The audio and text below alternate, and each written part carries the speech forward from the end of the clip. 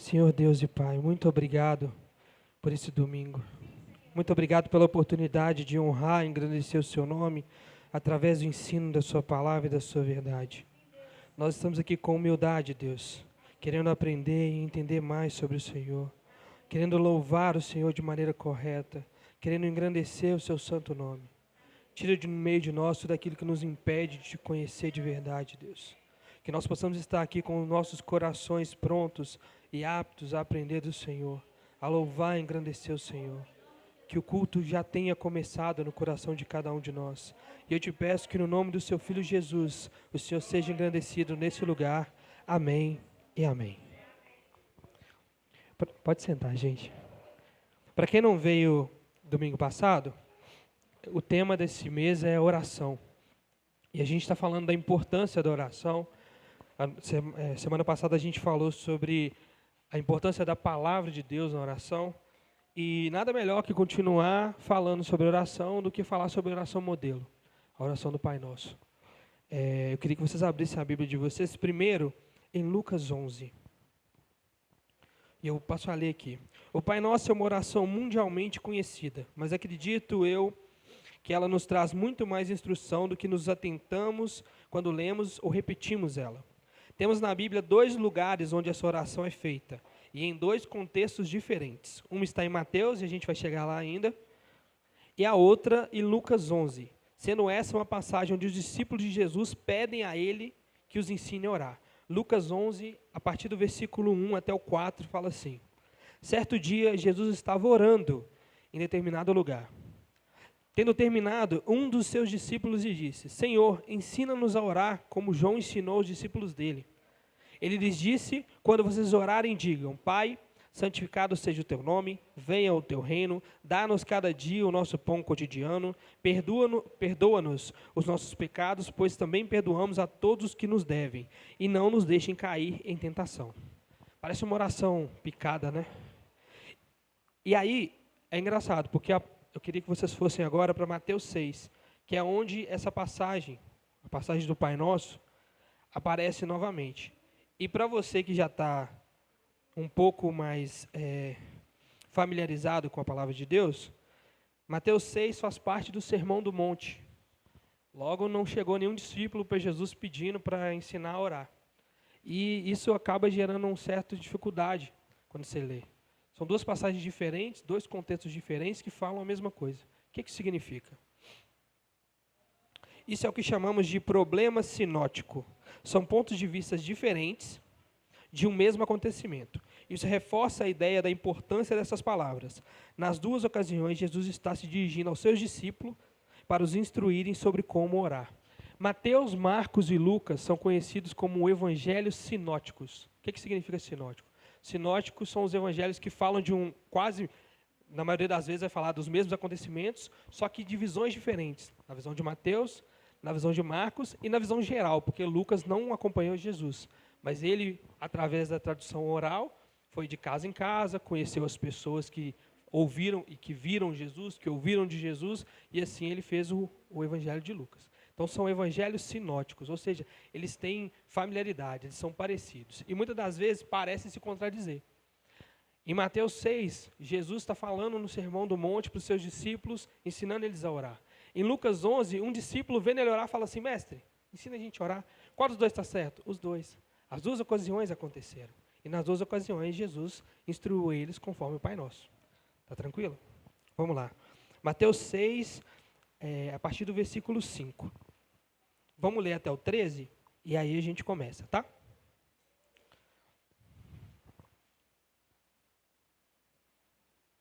Vamos lá.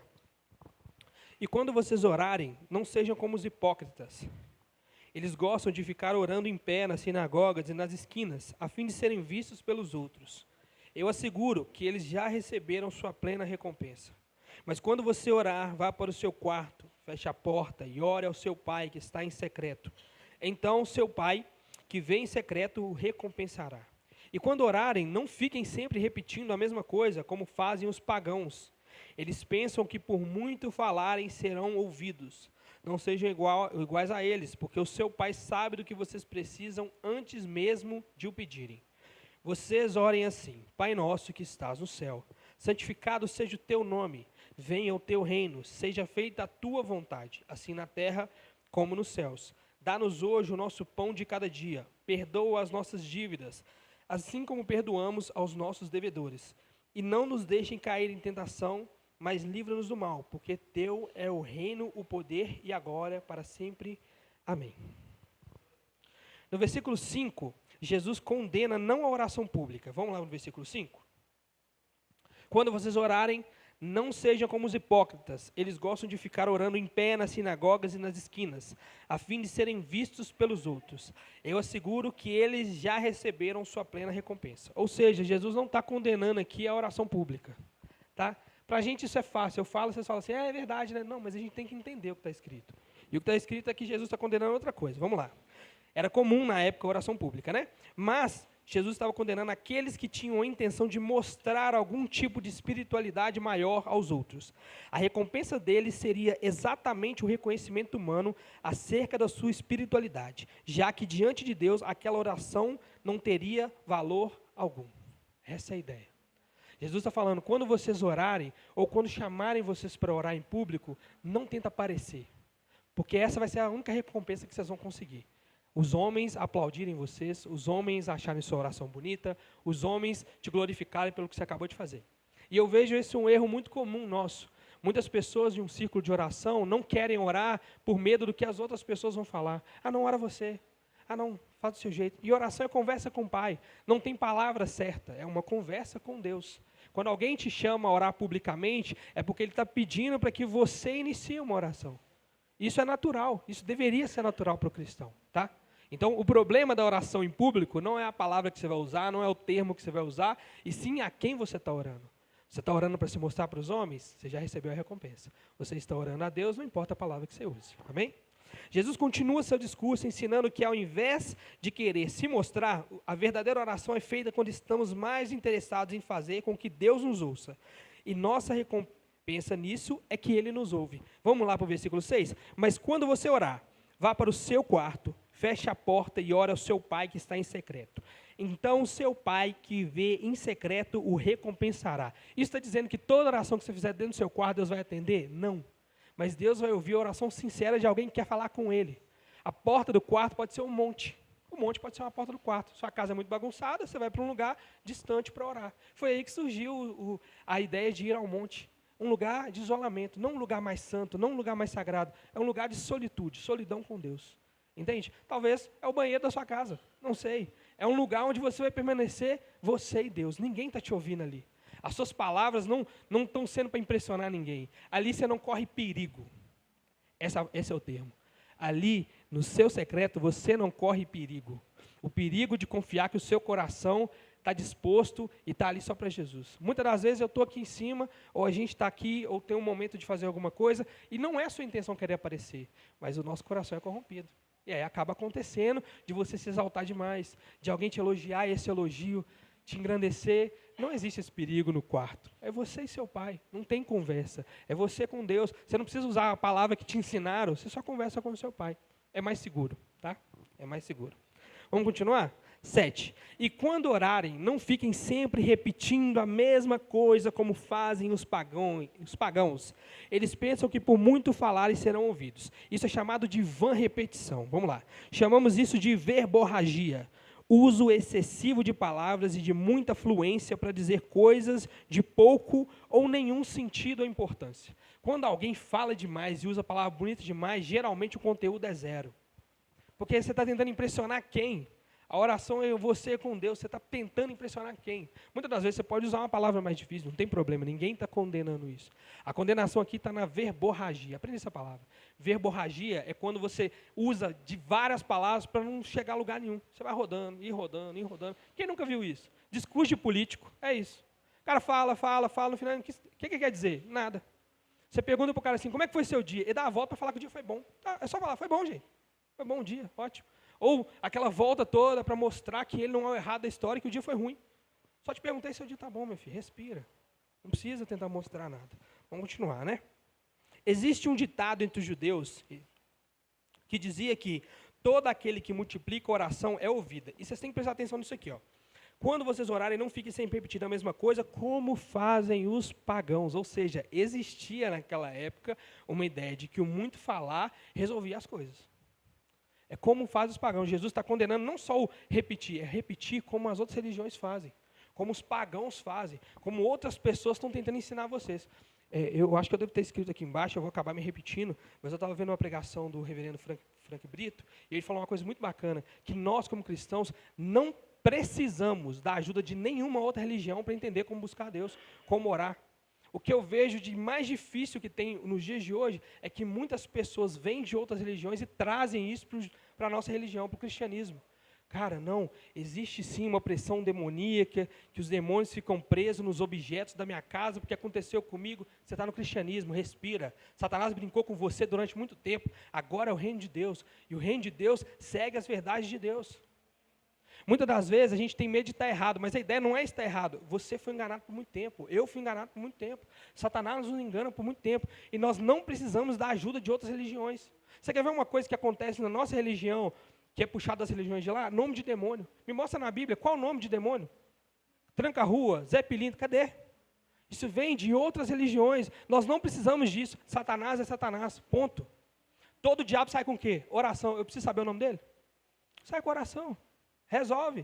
Você está entendendo? A gente muitas das vezes traz do nosso meio, ou de lugares que a gente já foi, coisas que a gente nem sabe de onde vem.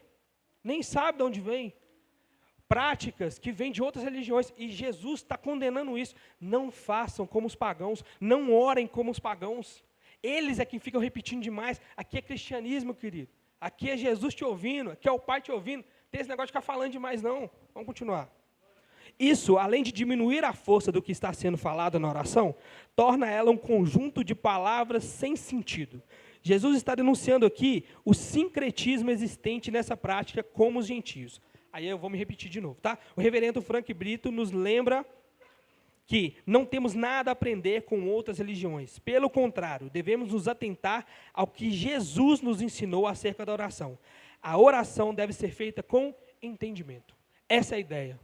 Não fica repetindo demais, porque você não vai nem lembrar, nem pensar no que você está querendo pedir. Muitas das vezes a gente acha que é do muito falar. E aqui, Jesus, nem eu, nós não estamos aqui condenando você pedir várias vezes a Deus um pedido. O próprio Jesus vai falar isso lá na frente, de uma mulher que pediu ao juiz várias e várias vezes até que o juiz atenda. Aqui o problema é a vã repetição, é uma repetição à toa. E sabe o que é o mais engraçado? O Pai Nosso é usado como uma dessas orações que são repetidas à toa. Jesus está condenando uma coisa que hoje em dia é comum. É pegar a oração do Pai Nosso e ir repetindo. Você quer ver onde isso acontece? No texto. Qual que é a ideia do texto? Várias vezes, Pai Nosso, Pai Nosso, Pai Nosso, Pai Nosso, Pai Nosso. Tá, o que isso quer dizer? O que isso quer dizer? Você está conversando com quem? Com ninguém, você está só repetindo. Não resolve. Eu faço o texto, 10 Pai Nosso, Ave Maria, 10 Pai Nosso, Ave Maria, 30 vezes. Isso resolve o quê? Eu orei com entendimento? Eu entendo o que eu estou pedindo a Deus? Eu entreguei minha petição a Deus? Não. E aí, uma curiosidade interessante, o próprio terço, ele vem do budismo. Ele não vem do catolicismo. É a ideia de você se concentrar. As bolinhas servem para que você se concentre. Peraí, se você precisa se concentrar para continuar repetindo a oração, é porque uma hora você vai perder a concentração, não é? Então não é orar com entendimento. Entenderam o erro? Então quando alguém virar para vocês e falar assim, vamos orar o Pai Nosso? Vamos, sem problema nenhum. Você pode repetir o Pai Nosso, não tem problema. Agora essa vã repetição, 10 vezes, 15 vezes, 30 vezes, para quê? Isso leva ao quê? Vamos continuar?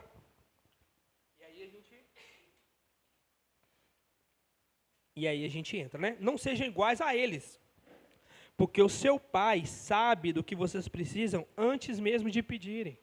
Então, para que ficar repetindo as mesmas palavras?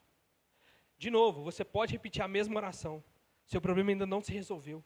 Você continua conversando com o Pai, Jesus, me ajuda. Eu preciso abandonar esse hábito. No outro dia, Jesus, me ajuda. Sabe? Mas com entendimento. Eu entendo que eu estou com um problema. Agora, uma vã repetição. Vou contar para vocês. Quando eu era mais novo, eu tinha muito pesadelo. Muito pesadelo. E não passava de jeito nenhum. Uma vez eu cheguei na casa do meu bisavô, e ele todo dia, às 5 horas da tarde, ele parava em frente ao quadro de Dom Valmor, eu arcebispo de Minas Gerais, e fazia Pai Nosso 3 vezes. O nome do Pai 3 vezes. Eu fiquei olhando aquilo. Aí eu falei assim, eu vou fazer. Fui e fiz, 3 vezes. Eu não sonhei. Sabe o que aconteceu? Eu continuei fazendo. Dava 5 horas da tarde, eu ia lá para não sonhar. O que aconteceu? Aquele ato me salvou de alguma coisa? Não. Satanás criou em mim um mau hábito. Eu achei que encontrar Deus era só naquilo ali. A gente acha que tudo que é espiritual vem de Deus. E Satanás é um reino espiritual também. Ele quer arrebentar com a gente assim. Muitas das vezes você está na igreja há 10 anos, mas nada nunca muda na sua vida. Por quê? Porque você tem um método. E o seu método está funcionando. É o que a gente chama de pragmatismo. Pode ser lindo, pode funcionar, pode fazer chover pão do céu, mas pode ter vindo de Satanás. Martinho Lutero vai falar que Satanás também tem seus milagres. Porque ele quer nos prender. Muitas das vezes ele não quer tirar da igreja. Porque te tirar da igreja, daqui a pouco você apanha no mundo e volta. Mais crente do que era.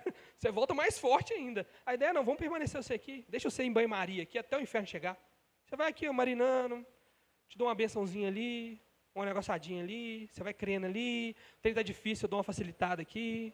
Isso é um falso evangelho, cara. Isso nos leva a uma perdição muito maior. Jesus, em Mateus 24, vai falar dos fariseus, que eles atravessam oceanos para converter alguém. E quando os converte, torna eles 2 vezes mais merecedores do inferno que eles mesmos. O que significa? Vai criando dentro deles um monte de pragmatismo, um monte de crença estranha, e no fim das contas esse cara acha que é salvo. 2 vezes mais merecedor do inferno. Olha que triste. Vamos aproveitar que a gente está falando disso e abandonar as práticas que não pertencem ao cristianismo? E fechar os olhos e falar com Jesus assim, não sei de nada não, Jesus. Ensina aí. Entendo nada não. Eu acho que eu sei. Eu acho que eu sei. A gente precisa ter essa humildade. E aí a gente entra na oração do Pai Nosso, tá? Vamos ler? Versículo 9. Vocês orem assim. Jesus prepara um caminho antes de ensinar aos seus discípulos como orar. Eles agora devem entender que a oração que eles estão prestes a aprender não deve ser feita com o intuito de serem vistos e reconhecidos pelos outros, e nem deve ser repetida de forma vã. Deve ser o modelo pelo qual eles devem ser guiados a orarem. É por isso que a oração do Pai Nosso é chamada de oração modelo. Não é para você ficar repetindo ela, é para você entender o que ela está falando e a sua oração agora passar pelo crivo do Pai Nosso. É uma peneira, onde passa ali só o que deve passar. A adoração a Deus, as petições a Deus, tudo aquilo que Ele prometeu. Amém? Então nós vamos começar com Pai Nosso que estás no céu. Vamos por parte, né? Mais fácil. Chamar Deus de Pai não era comum naquele tempo. Jesus, além de começar a oração com um ar de intimidade muito grande ao fazer isso, também está restringindo a oração aos filhos de Deus. E aqui eu preciso pedir perdão para vocês. Na semana passada, no meio da minha explicação, eu acabei falando que Deus ouve uma mãe descrente. É mentira. Eu estava enganado. A ideia do Pai Nosso é entender que a oração é feita ao Pai. Se eles não têm Pai, a quem eles oram? E aí você vai falar assim, então peraí, e se alguém for descrente e Deus atender a oração? Isso nós chamamos de graça comum. Em Mateus 5, Deus fala que o sol nasce para o ímpio e para o justo. Então vamos supor que uma mãe orou para que Deus proteja o filho. O filho foi protegido, mas não foi pela oração da mãe, não. Foi porque Deus é misericordioso. Olha que loucura. Leia no Pai Nosso, eu entendi. Pai, tá. Temos um problema. E vamos continuar então, tá? Eu queria explicar para vocês uma coisa. No mundo existem 2 famílias. Eu quero que vocês abram a Bíblia de vocês em Romanos 8. Não larga Mateus não, que nós vamos continuar lá.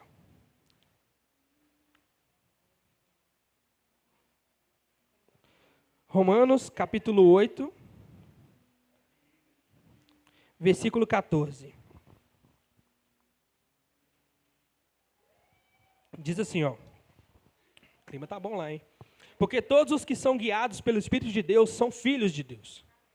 Pois vocês não receberam um espírito que os escravize, para novamente temerem, mas receberam um espírito que os torna filhos por adoção, por meio do qual clamamos, Abba, Pai. O próprio Espírito testemunha ao nosso espírito que somos filhos de Deus. Se somos filhos, então somos herdeiros, herdeiros de Deus e co-herdeiros com Cristo. Se de fato participamos do seu sofrimento, para que também participemos da sua glória. Essa é a primeira família, a família de Deus. E eu queria que vocês abrissem a Bíblia de vocês em João, no Evangelho de João. No capítulo 8 também. João 8 e Romanos 8. Mas agora no versículo 38. João 8, 38.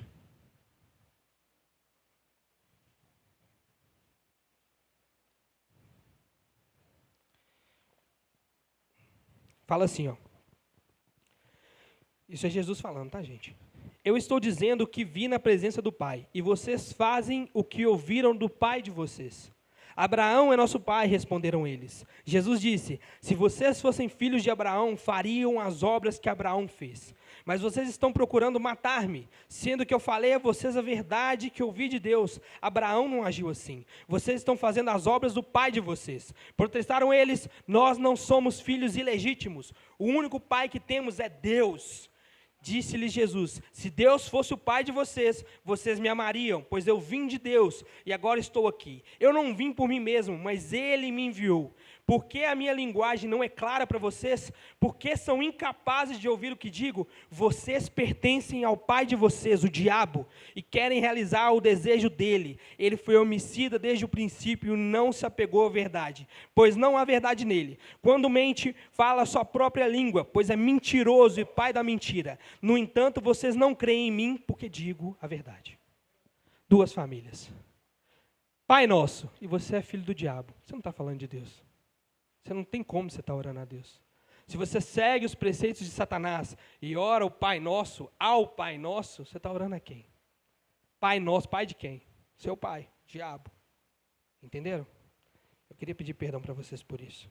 Todavia, ambos os grupos têm uma coisa em comum. Os membros de cada família fazem a vontade do seu respectivo pai. Como nós sabemos que nós somos filhos de Deus? Fazendo a vontade de Deus. É simples, é tudo muito simples. Tudo muito simples.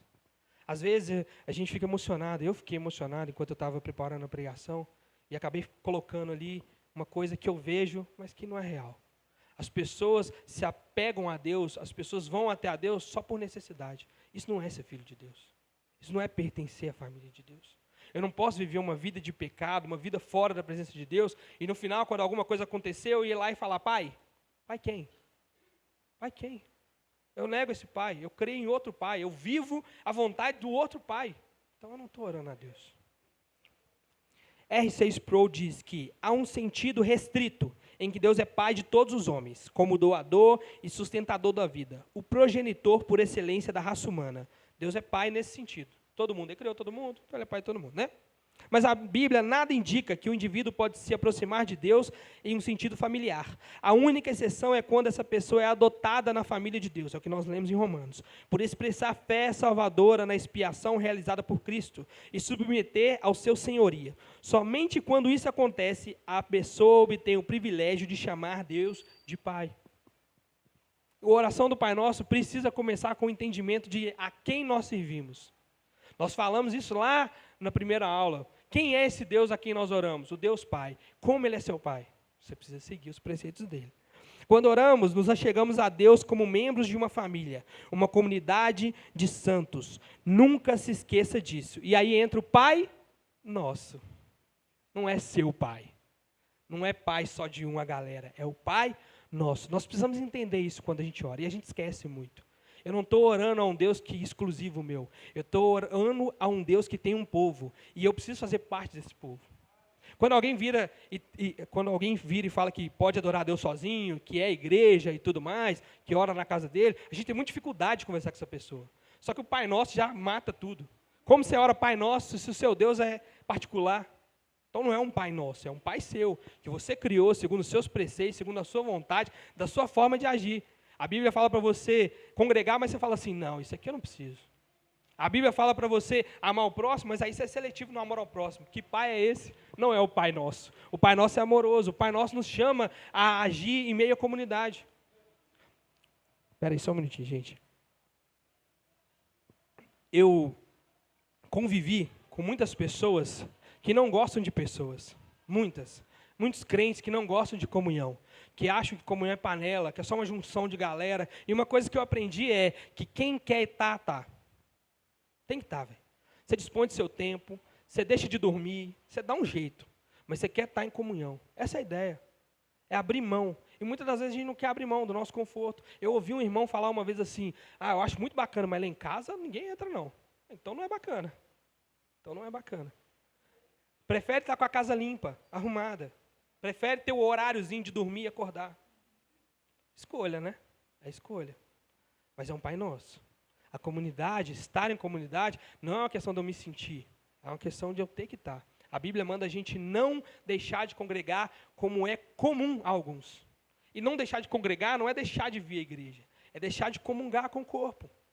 Como eu oro um Pai Nosso se eu não convivo com o corpo? Não faz sentido. Não faz sentido. Pai Nosso de quem? Pai de quem? E no meio disso tudo começam problemas. Porque no meio disso tudo vai evidenciar muitas das vezes o nosso ego. De não querer ser transformado.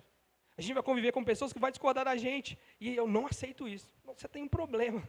Porque é natural as pessoas discordarem. É natural, está tudo bem. Está tudo bem. Já foi falado nesse altar várias vezes, a gente ressalta aqui várias vezes. Se não for nos pontos centrais do evangelho, a gente pode discordar o tempo todo. Não tem problema. Não tem problema.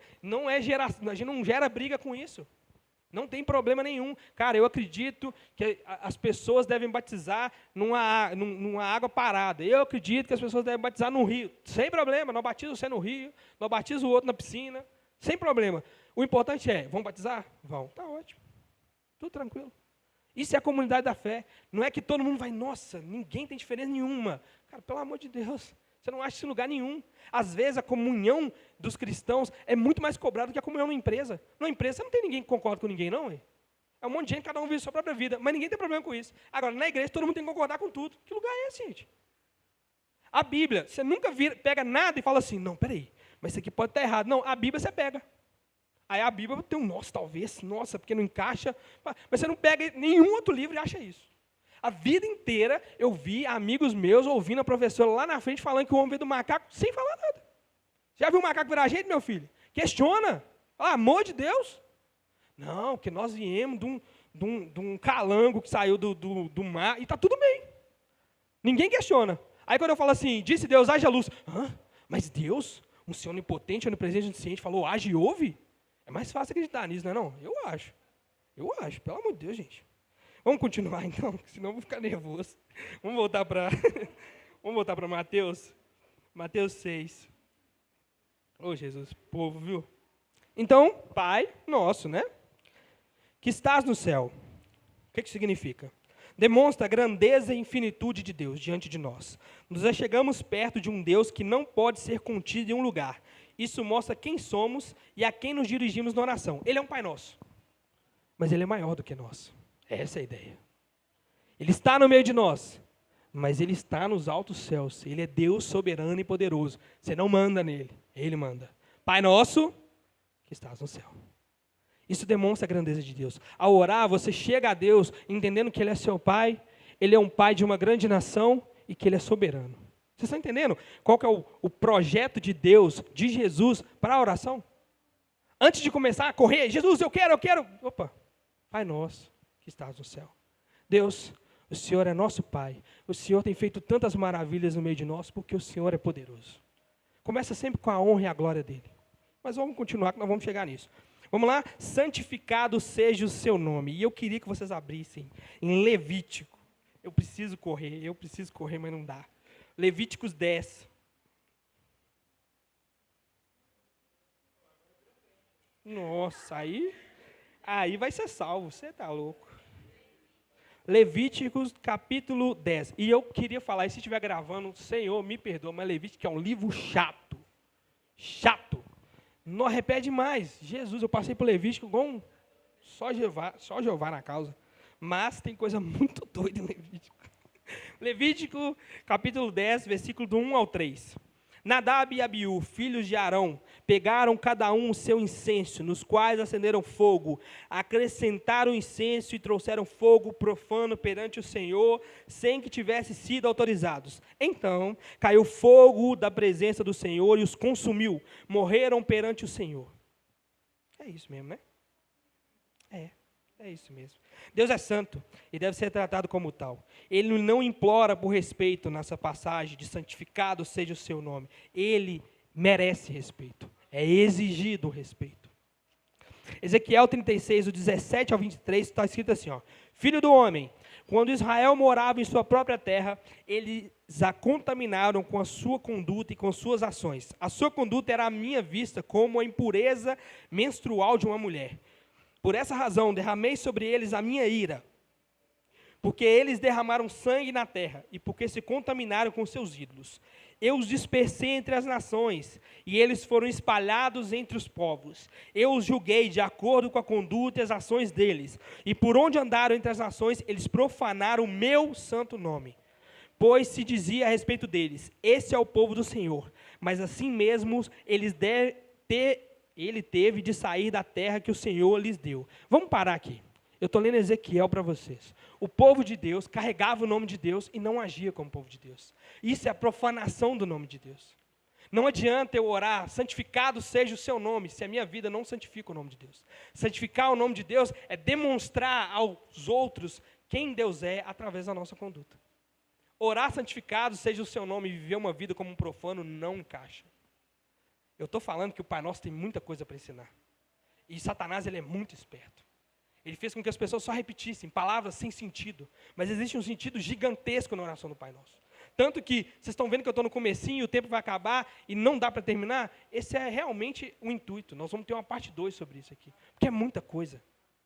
É muita coisa. Ao orar, a gente precisa entender que Deus é santo. E quando a gente falar, Jesus, santificado seja o seu nome, não adianta viver uma vida que não santifica o nome dele. Isso é mentira. Isso é enganação. Fica à vontade.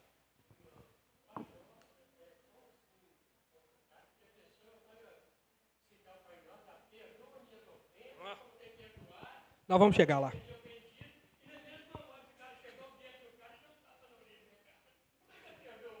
Nós vamos chegar lá. Nós vamos chegar lá.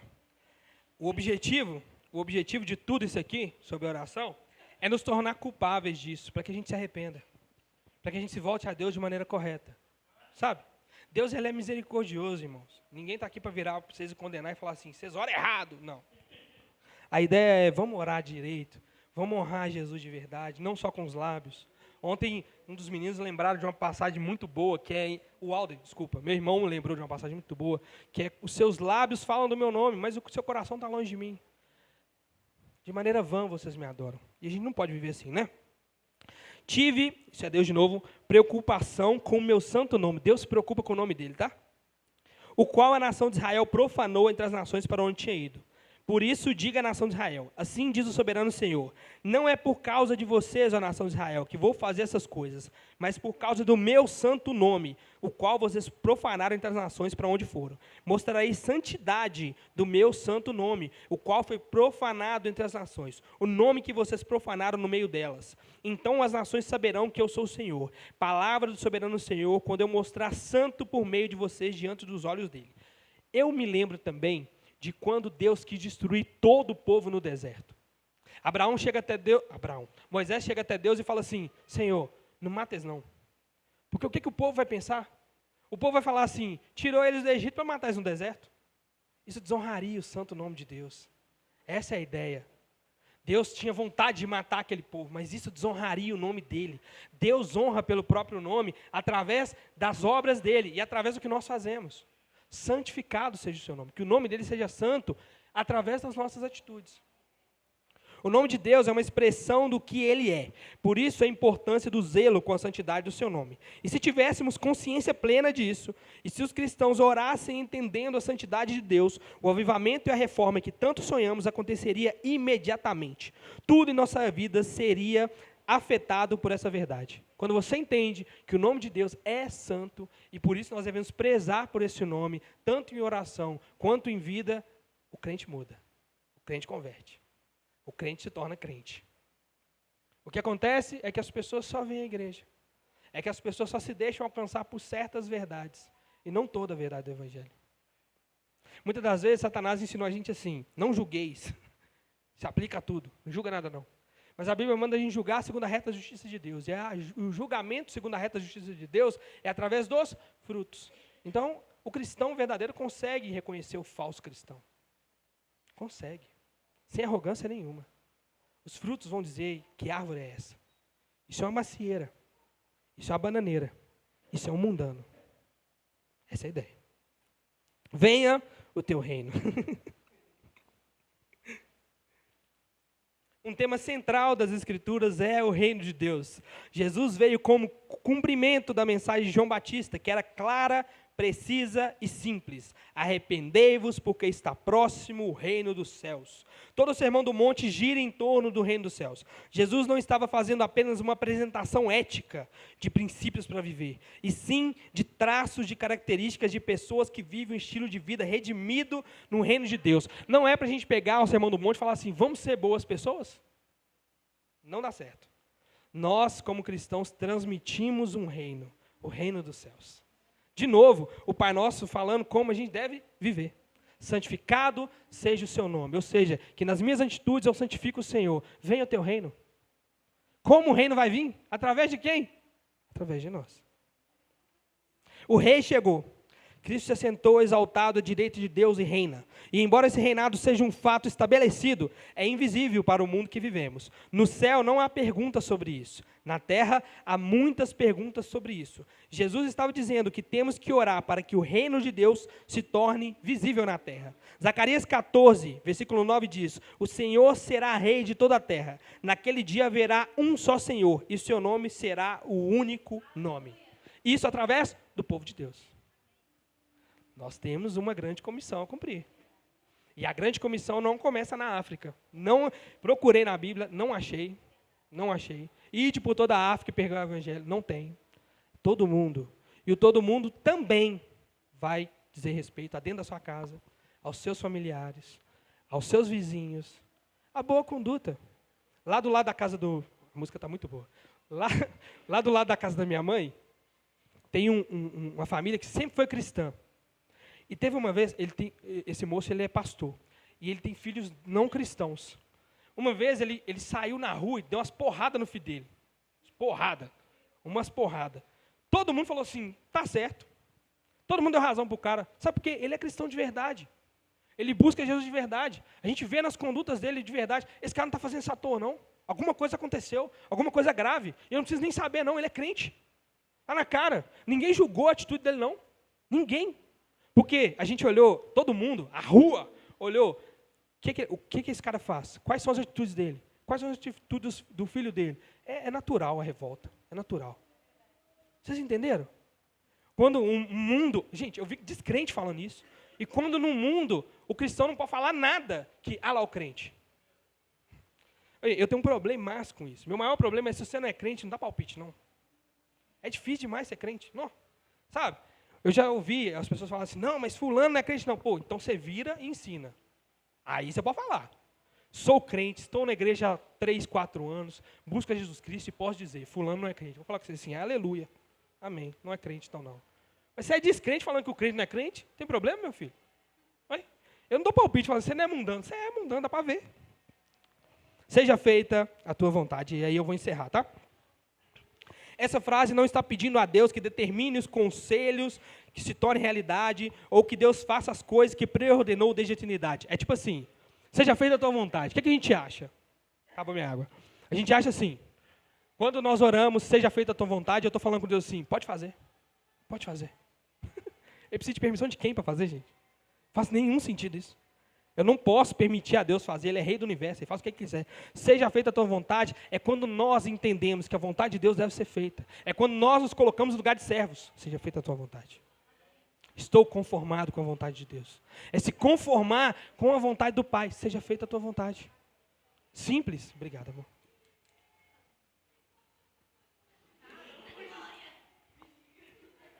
Somos... glória. Somos servos de Deus, e isso exige de nós a obediência aos seus mandamentos. Se vivemos a realidade do reino de Deus, manifestamos isso cumprindo e desejando a sua vontade, assim na terra como no céu. Há um sentido em que as primeiras 3 petições estão dizendo a mesma coisa. Deus é honrado por nossa obediência, seu reino se torna visível por nossa obediência, e obviamente sua vontade é feita quando nós obedecemos. Né? Ou seja, as 3 primeiras petições do Pai Nosso é, Jesus, me ensina a obedecer, para que o seu reino venha, para que a sua vontade seja feita. Obediência. Não devemos entrar precipitadamente e arrogantemente na presença de Deus, atacando-o com nossas petições insignificantes, esquecendo a quem estamos nos dirigindo. Devemos nos assegurar de que exaltamos apropriadamente o Deus da criação. Somente depois de que Deus for corretamente honrado, adorado e exaltado, as petições subsequentes do povo de Deus assumem seu devido lugar. O nome desse livro é A Oração Muda as Coisas? É uma pergunta. E a resposta é sim. Mas nós devemos nos chegar a Deus com humildade, reconhecendo quem Ele é. Não devemos com isso assumir uma posição de bajuladores diante de Deus, o elogiando para assim conseguir o que realmente queremos. Até porque Ele já sabe o que a gente ia pedir, né? Então Ele conhece o nosso coração. Ele conhece o nosso coração. No lugar disso, devemos nos achegar a Deus com o sentimento correto de que Ele é único, ser digno de todo louvor e que só o fato de nos ouvir já faz da oração a melhor coisa que podemos fazer. Essa é a ideia. O começo do Pai Nosso nos ensina isso. Que maravilhoso orar a esse Deus. Que maravilhoso poder chamar esse Deus de Pai. Que maravilhoso poder entregar nossas petições a Ele depois de reconhecer quem Ele é. A gente é muito afobado, cara. Muito afobado. E a gente se esquece que a coisa mais perigosa que existe na vida é no final dela Jesus falar que não nos conhece. E sabe o que é não conhecer? Eu já parei para pensar nisso. É que você esteve a vida inteira na presença de alguém que não era Ele. Ele não te conhece. Essa é a ideia. Não é o cara que não esteve na presença de ninguém. Jesus vai falar assim, eu não te conheço, para o mundano. Ele não conhece mesmo, não. O mundano não conhece ele, como é que vai conhecer? Ninguém conhece ninguém. Para o mundano é até normal. Não te conheço. Realmente, também não te conheço. Não, conheci vários deuses, não quis saber de ninguém, é isso aí. Agora, o cristão, o problema é esse. Pô, Jesus, eu adorava o Senhor. Não te conheço. Você adorou um outro cara. Com o mesmo nome, talvez com um rosto bonito, que não era o meu, mas não era eu não. Conclusão. Note que os 3 primeiros pedidos estão relacionados ao reino de Deus, né? Venha o teu reino, santifica o teu nome, seja feita a sua vontade. A seguir, iremos falar na próxima aula, de mais 3 pedidos contidos na oração modelo referente à nossa vida. O pão, o perdão e a proteção, tá? Aprendemos com a ordem na oração do Pai Nosso que antes de pedir pelas nossas necessidades, devemos pensar nas coisas do reino de Deus.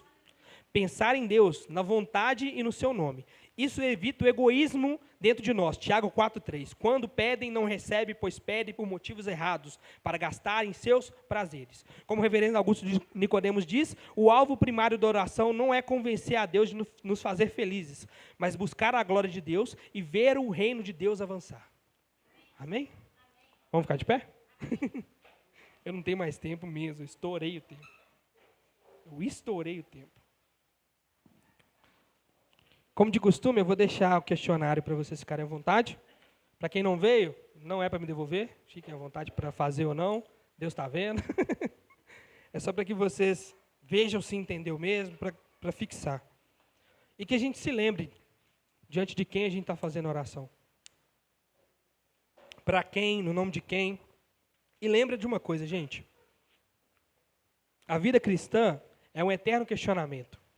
É o eterno questionamento se estamos no caminho certo, se estamos adorando o Deus certo, se estamos buscando a Deus de maneira correta. Porque se você está confortável, está errado. Ou você sabe de tudo também, eu não estou sabendo. Mas, primariamente, está errado. Se você olha para qualquer ensino com uma arrogância, você está errado. Se você acha que você já sabe, passou, está pregando ali, Salmo 23, já ali, você está errado. Porque a ideia é o cristão querer sempre aprender mais. Cara, eu ouvi o pastor Ross pregar 3 vezes o mesmo sermão. Eu vou pegar alguma coisa. Eu vou. E sem falar que mesmo que eu não pegue nada, ouvir falar de Jesus é muito bom. E deveria ser para o cristão. Tá bom? Toma cuidado, gente. Vamos manter os nossos corações no caminho correto. Vamos buscar a Deus de forma correta. Se você puder na sua casa, e você pode, você tem uma semana inteira, lê Mateus 6, a oração do Pai Nosso. Pede a Deus para te ensinar. Jesus, me ensina a orar direito. Me ensina a buscar o Senhor direito. Me ensina a priorizar o Senhor. Quer orar, pastor? Amém? Pai, nesse momento nós te agradecemos pela tua presença, agradecemos a ti, ó Pai, pelo discernimento na tua palavra, que nós possamos orar a tua palavra, falar a tua palavra, clamar a tua palavra. Pai, em nome de Jesus, nós te agradecemos porque a igreja ouviu o teu chamado e compareceu hoje na escola bíblica, Deus. Pai, que o nosso coração possa estar reto e aberto à tua palavra. Pai, nesse momento nós te agradecemos por tudo que o Senhor fez em nós e fará através de nós. Te agradecemos em nome de Jesus, amém. Irmãos, tem um café lá em cima, lá, tá?